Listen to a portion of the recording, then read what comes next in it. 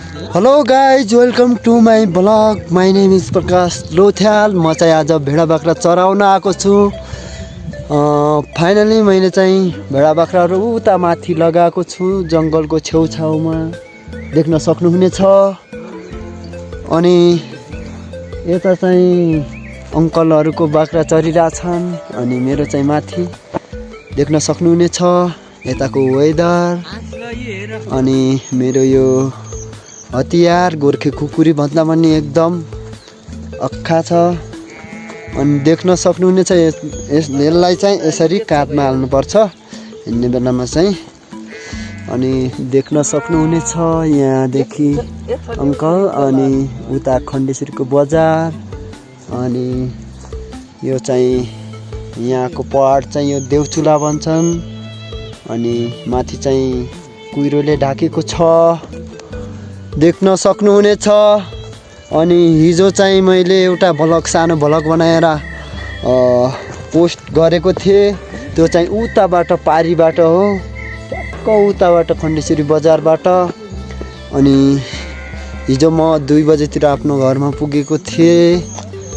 आज चाहिँ म आजको दिनभरि मैले चाहिँ बाख्राहरू हेर्नु पर्ने हुन्छ गाइज।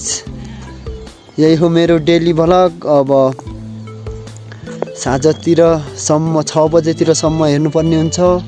अनि माथितिर जङ्गलतिर गएको छन् बाख्राहरू अहिले चर्न, पेट भर्नको लागि। मैले चाहिँ आफ्नो पेट चाहिँ बिहानै भरिसकेको छु गाइज, देख्न सक्नुहुनेछ। यो ठाउँको नाम चाहिँ ठ्याक्कै यसलाई चाहिँ सडी भन्छ। अनि उता पारीको चाहिँ मेली भन्ने ठाउँ भन्छ क्या है गाइज।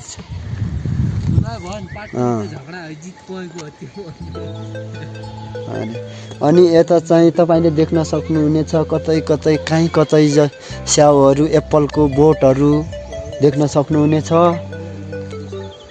अनि एकदम हरियाली छ, सुन्दर, एकदम चिसो हावा पानी राम्रो छ। यता चाहिँ यो भेडा बाख्राको लागि पानी जमाउने ठाउँ हो, पिउनको लागि भेडा बाख्राहरूले पिउनको लागि बनाएको हो यता चाहिँ गाइज।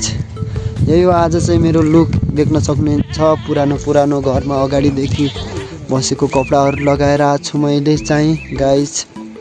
अरू मलाई भेडा बाख्रा हेर्न चाहिँ पुरानो लुगा लगाएर आउनु पर्ने हुन्छ।